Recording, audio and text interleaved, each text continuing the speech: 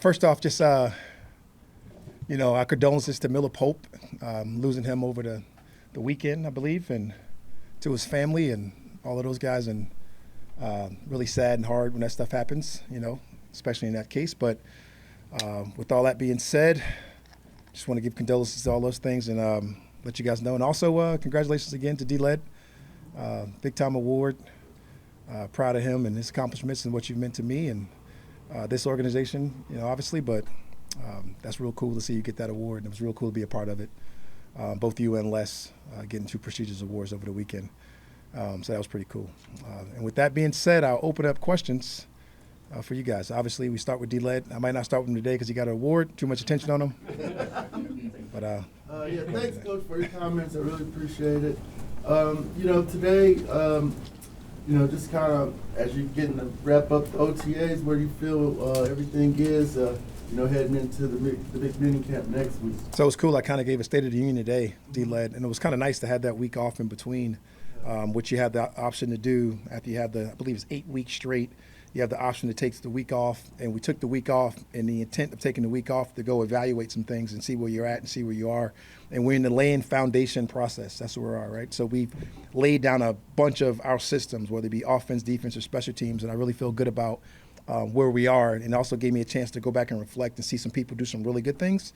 And it also got a chance to go back and see some things that you want to get implemented in before you actually get to camp.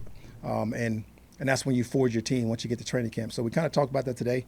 We're at a great spot of laying a foundation, getting ready to go into camp after this week here coming up with the last of the OTA days, going right into our veteran mini camp, the mandatory one, and then that'll give us a chance to go forge our team in practice. So I'm really looking forward to it, and it was nice to get away for a week, to not have to talk to you, D-Led, for a week. Hit that level. But laying that foundation, what are some of the key points for those prospective units that you're able to get in some install and things of that nature? It really doesn't change, D-Led. It's like kind of what we were talking about from the beginning. It's just the process of taking it from the classroom, taking it out to the grass, being able to go execute it. Seeing the adjustments, seeing the people react, both offense, defensively, and special teams, being able to teach certain concepts, full team concepts like shoot awareness when it comes to tackling, how we want to get people on the ground, a little bit about finish, being able to talk about some of those things, and obviously absent of the physicality. And those are the things you want to lay down, right? Those type of things. And now we can get to the part when we get back to training camp where we'll have a nice physical camp, and it should be a lot of fun for all of us to be able to watch, participate in, and set those expectations and goals for ourselves. You guys are quiet today, man. Give you a week off. You don't know what to say. What's wrong with this crew? Raheem, now you've had a couple weeks with Michael Penix here. In what ways have you seen him learn and grow through that first handful of weeks? I think it's been fun to watch him learn from Kirk. I think the cool part is him being in the background, being able to process, watching Kirk go through his way of doing his deal and be his authentic self.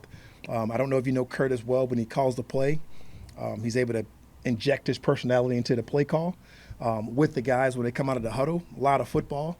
I like the way Mike's been able to take that from him, being able to see how he relates it to his guys and gets them out there and break the huddle and to break the snap and come out with efficiently and be able to throw the football where it needs to go.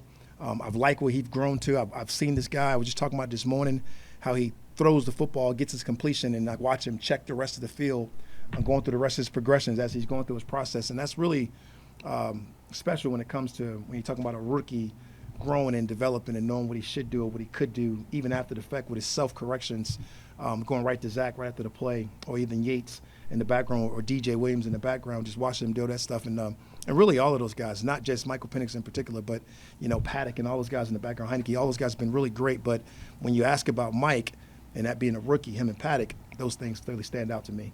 How does one inject your personality into a play call? Yeah, Kirk has a great way of doing it.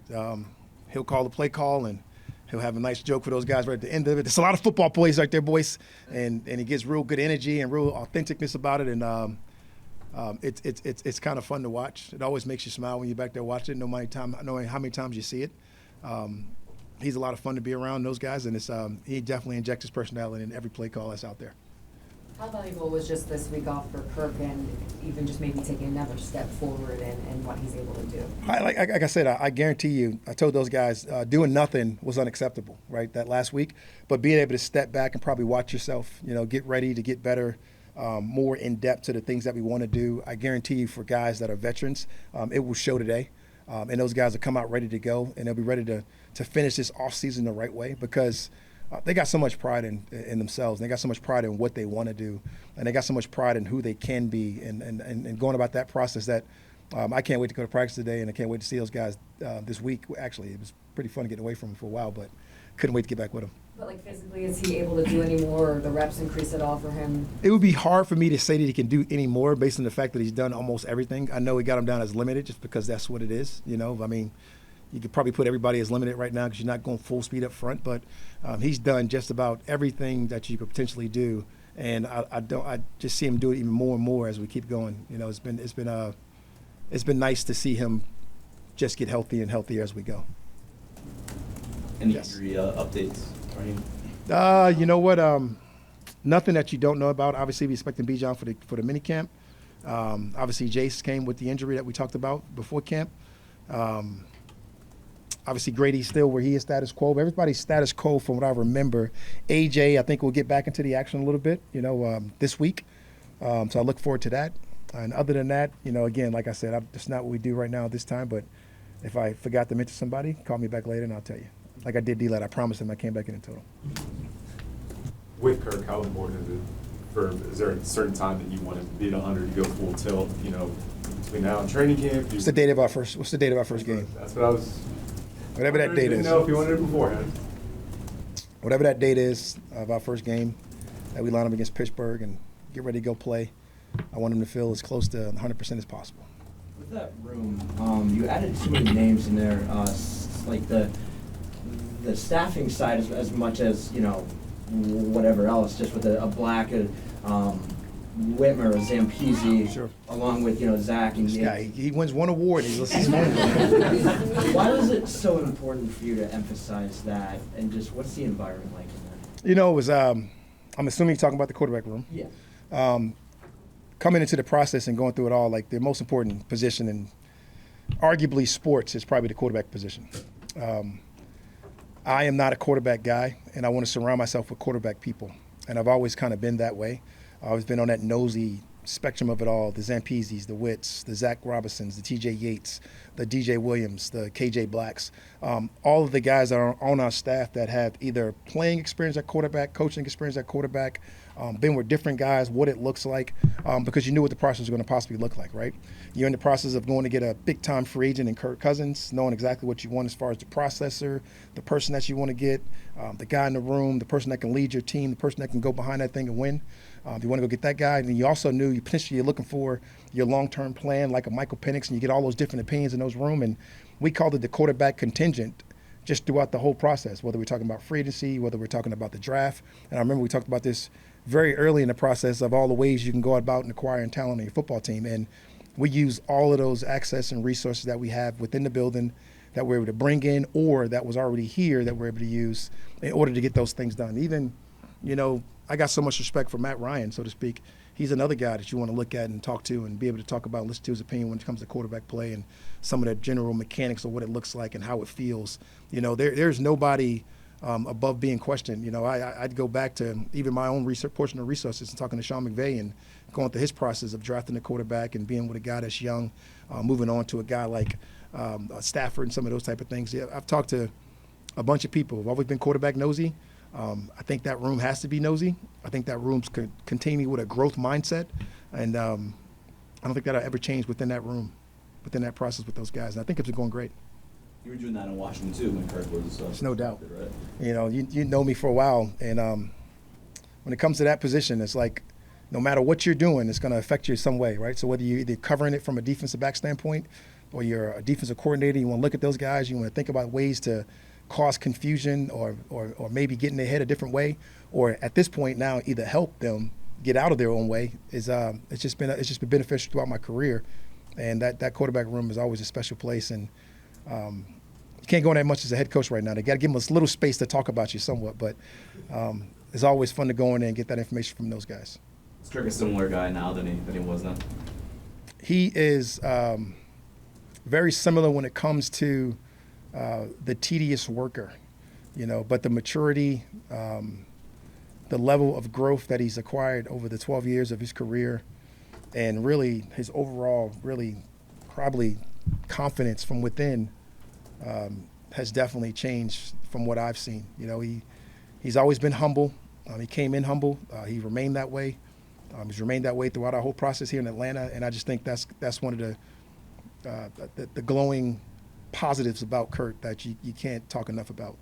I'm curious, is the personality and the play calls at practice part of that experience and maturity? Is confidence? I really believe so, because that injects his personality into the play call.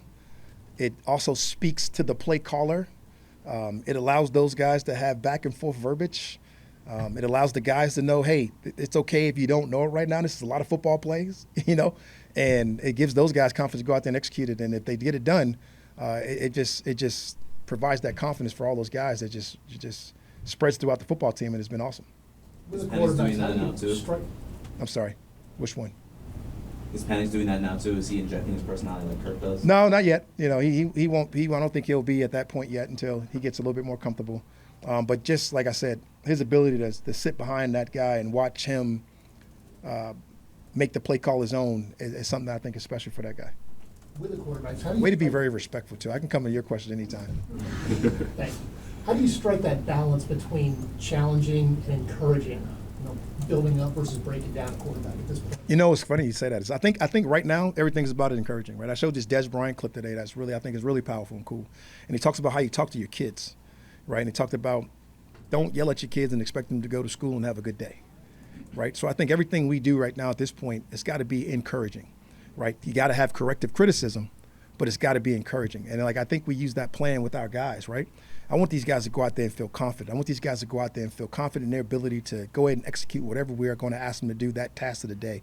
And right now, that's what we're injecting these guys with confidence. So, getting these guys confidence, getting these guys ready to play fast, both offense, defense, special teams, I think is very important for all of us. Coach, right now, a quick question for you. Playing in the NFL, no joke, for players and coaches. And we know that the month of June is Men's Mental Health Awareness Month. Specifically, does the NFL or the Falcons have anything in place to help players and coaches address the issues of mental challenges? 100%.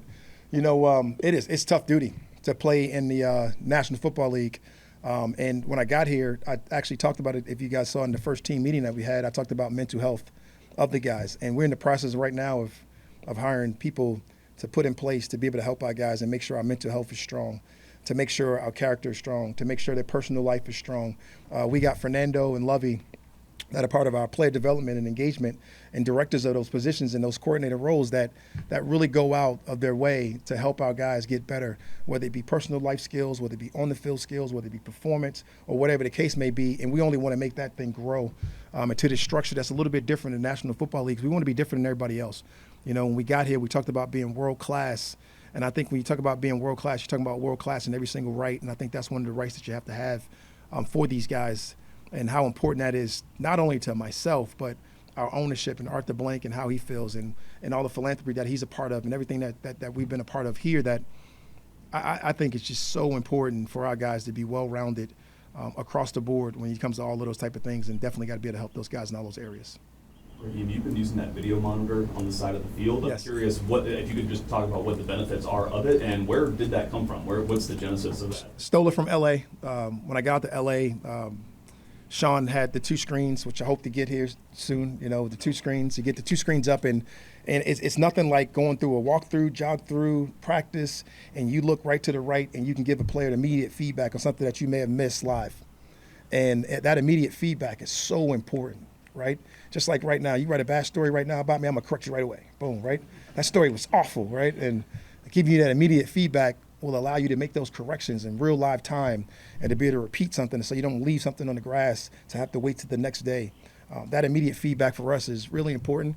Getting the coaches used to using it right now. Some of the guys that come from LA with me are really comfortable using it. I think some of the guys that have been here around it, they love it.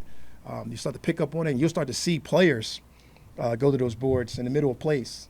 right in between while it's going on to watch it. You know, I know Jalen Ramsey, coaching him in L.A., it was almost hard to get him off the board to the next play at times, but it is really helpful for that immediate feedback, which is really important in what we do on a day-to-day basis. I was curious, even with Kirk, because he's so detail-oriented, I'm assuming that he's probably something that he appreciates. Let me tell you right now, you'll start to notice the minute the quarterback releases the football and gets out of his hands and looks at the defense, see what it was, he'll be looking at that board while he's talking to the play caller or myself. And it becomes second nature to you because it became that way for me as a defensive coordinator in L.A. When AJ was out of practice, I guess 2 weeks ago, did anyone step up from that cornerback group? See, that's a very good question. It was it's a plethora of guys. You know, Clark was one of the major guys that went out there with that first unit and was able to do some really good things. And I was like really fired up to see him go out there. Right, you don't see the best thing about a corner like left tackles. Right, if you don't notice that there's a change, there's probably something good going on. And that's what happened at the cornerback position in the last couple of weeks.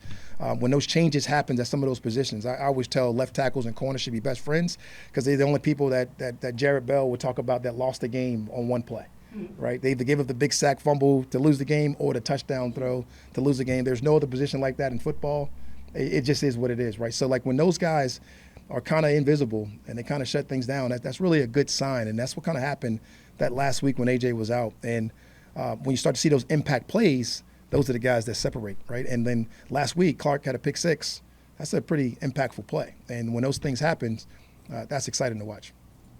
When you're evaluating that position opposite AJ, what are you seeing from the guys in the room right now? Right now, all you can evaluate is what we can do out there is the movement, right? You can evaluate the communication. You can evaluate knowing what to do.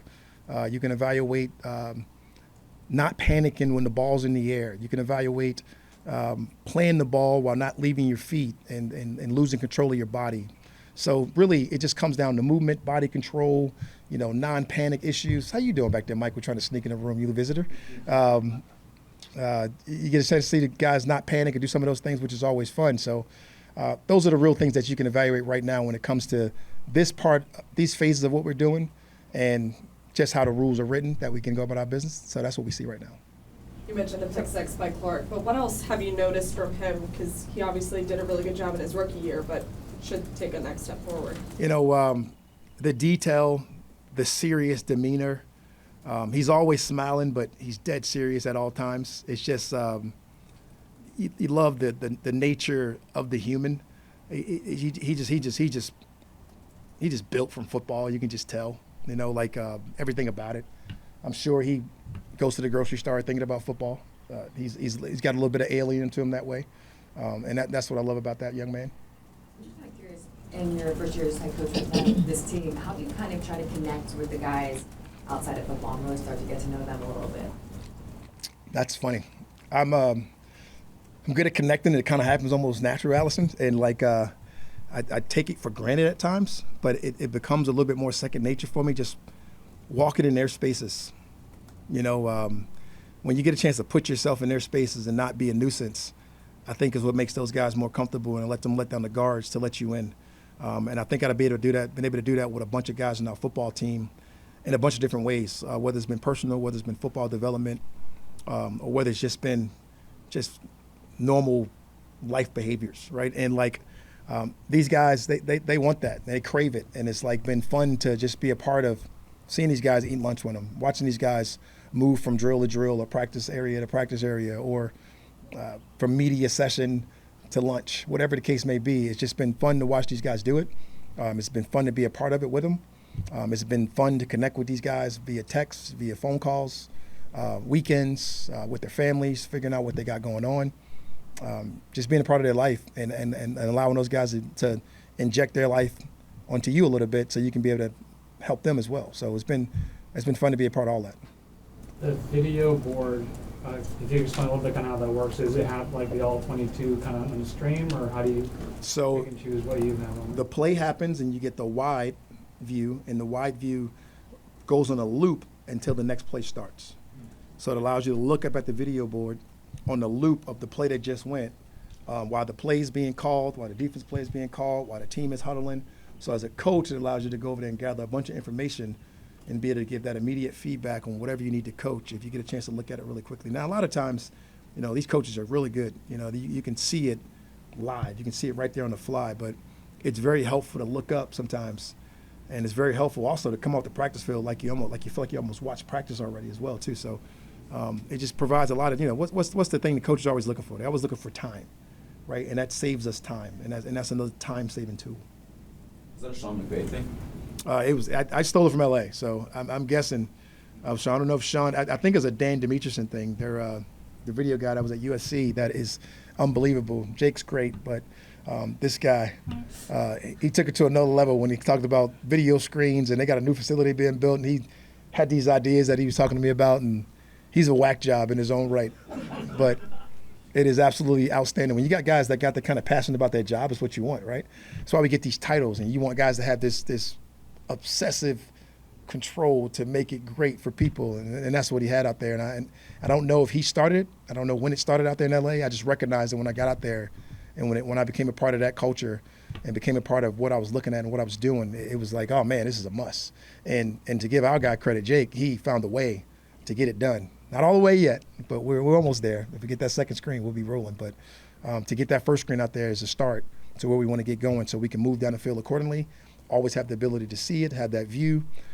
You guys get a chance to see because I let you walk around the field. I never should let you walk around the field. I've seen you out there, but it is what it is, man. It's really good. Second screen by training camp? We'll see. Don't put any pressure on my guy, Jake.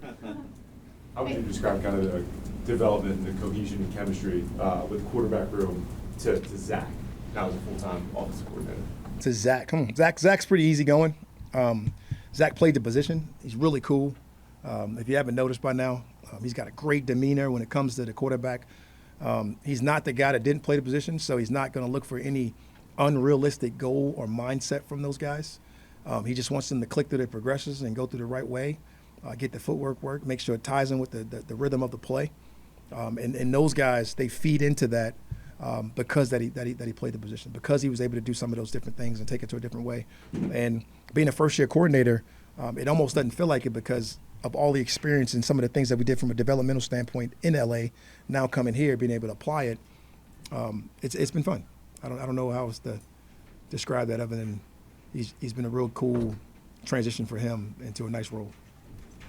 There's been reports about potentially the tampering coming down this week. Anything, have you heard maybe this week, or it being harsher than usual, or anything? I don't know, Allison, to be honest. I've heard the same rumors you've heard. I've got nothing official, so I got nothing for you on that one other than the Google alert that came across my phone. Have time for one more? You guys go away after minicamp next week. Yes. Players are gone for a bit. Anything that you don't want them doing physical-wise during that time off? You can't overwork yourself. Obviously, Griff and his team, they do a great job of giving these guys, things that they're going to be able to do while they're away to maintain some of the things that they've already gained, even get better, to get them back and ready to go, right? Obviously, we'll have our acclimation period once we get back, the 5-day acclimation period. That'll lead us right into what training camp's going to look like with the physicality of it all. But you got to pack on that body armor in order to be ready for that time. And the only way you do that is to work out and consistently get ready to do it. You can't go simulate playing football. It's tough to do. There's nothing that we don't want them to do, obviously. Don't want them to hurt themselves, but we want them to be smart, and we'll get those guys the proper programs from Griff and the things that we want them to do, and how you want to do it to get it done. Everybody has a different routine. Some guys go out and get in shape different ways. I definitely had my different routine when I was younger. Don't know if it was the right way, but it worked for me. And I'm sure some guys got some of those type of things that they're going to do. But you got to figure out your routine, especially as a young player. Will you say no skydiving, no but well, that's kind of like within their contracts. Yeah. So I didn't want to bring up some of the obvious things you don't want them to do. There's a lot of things I can mention. I don't want them to drive down freaking out highway out here. Our drivers here are nuts in Atlanta. But there's a couple of things you can take away. But obviously the things that's in their contract you don't want them to do. Thanks, y'all.